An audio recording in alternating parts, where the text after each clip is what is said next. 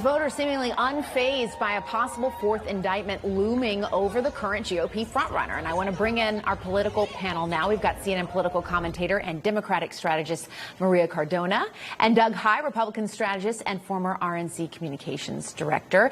It is great to see both of you. Always a good day to have both of you in the studio. Let's start first with this Fulton County investigation. I'm going to take everybody back to the beginning of the show, which is what we're expecting to get underway on Monday with this potential fourth indictment.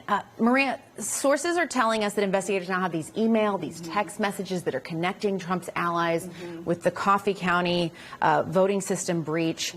How bad do you think this is for the Trump team?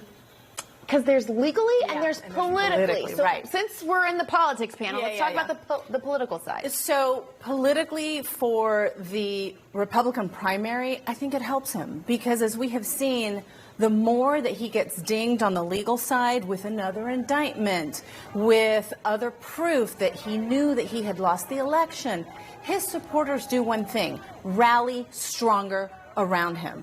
But where I do think it's going to hurt him politically is if he does make it through to become the nominee, which right now it looks like he will, but you never know, right? We'll have to have that caveat.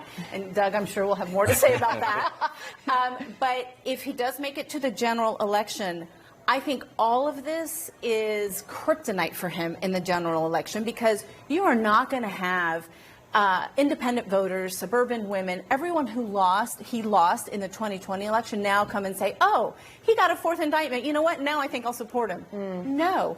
Now, that's not to say, and I always say this is not going to be an easy election for Democrats, no matter who the nominee is, even if it is Donald Trump. We live in an incredibly divided country, and we have to do everything we can to mobilize our voters to make sure that they know the difference between Donald Trump, or frankly, any Republican who comes out as a nominee, and Joe Biden for his next 4 years, focusing and touting his accomplishments and what he has been doing every single day for the American people. Yeah, and I do think that's such an important point about Democrats. It's not a slam dunk for them by any means. If it's Trump, that is going to be a tight race no matter what. Doug, though, I want to ask if you agree with kind of Maria's assessment about Trump politically, and I do think you have to kind of draw it to the primary and then to a general election.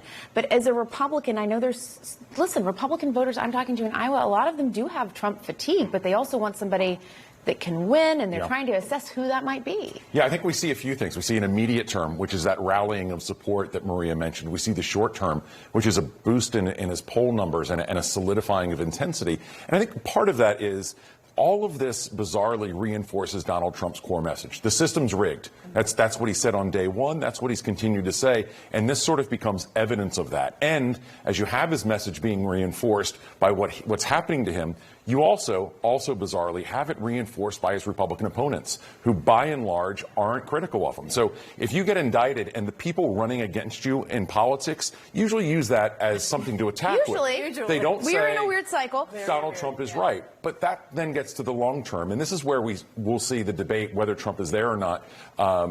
What Republicans say if there's another indictment, and about these. Will they use this as an opportunity to do the normal things you do in politics, which is to criticize somebody that you're running against who's underwater like this? Right. And let's stay with the Republicans for 1 second. And Doug, we'll go back to you, because there was a lot of talk. So Trump was there for, I think, about on the ground for Iowa for a couple hours yesterday. DeSantis, Nikki Haley, Ramaswamy, all these other candidates were there for many hours, shaking hands, doing kind of our more traditional, what we would traditionally see at the Iowa State Fair.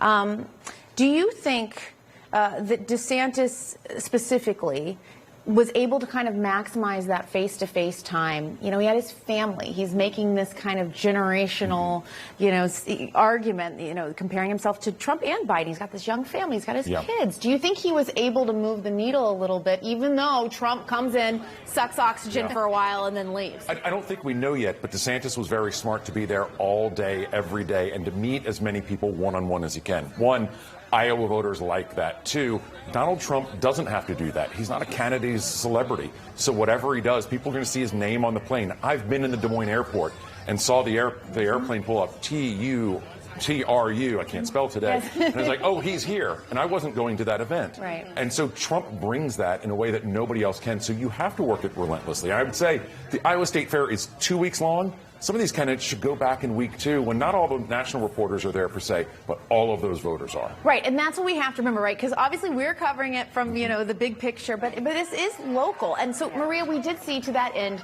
we saw the plane flying. There was a lot of talk about the plane that was flying with the banner that said, "Be likable, Ron."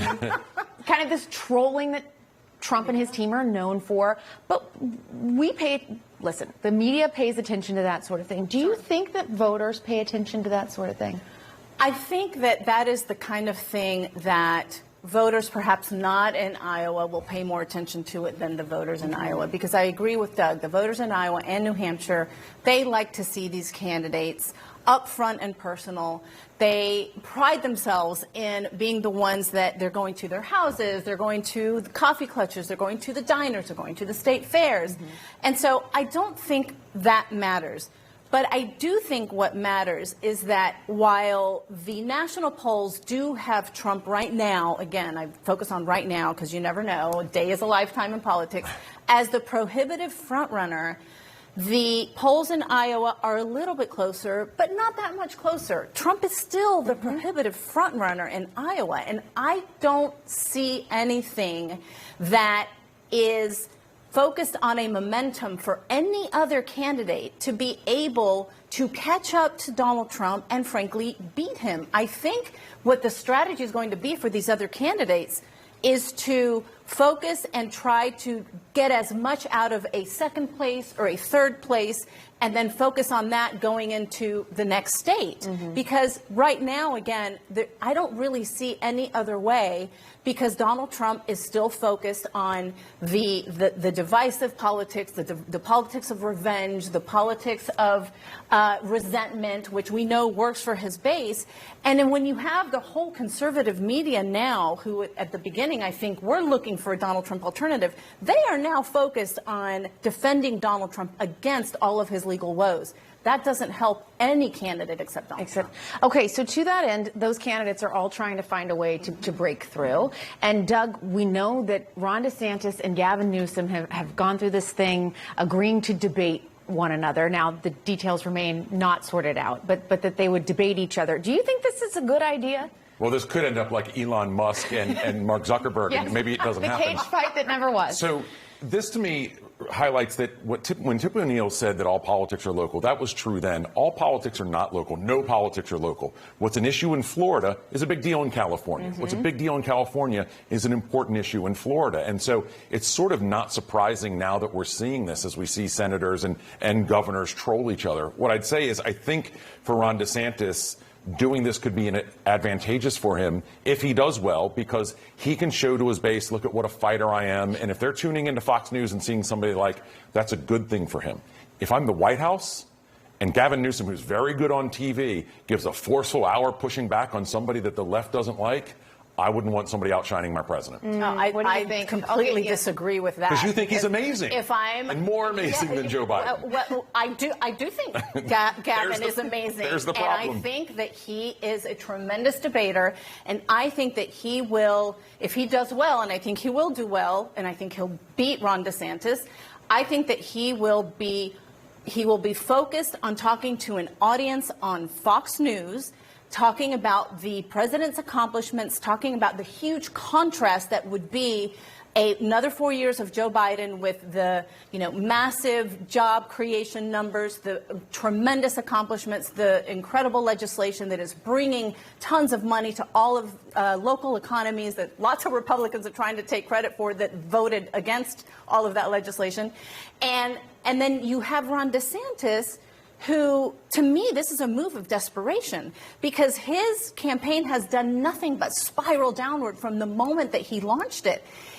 When you're running for president, you don't want to be on a stage with somebody who you don't think is your equal. Gavin Newsom is a term-limited, re-elected governor from California. He has nothing to lose.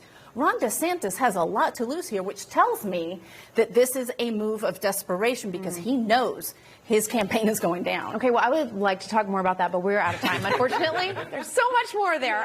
But Maria Cardona and Doug Heye, thanks. Thank you.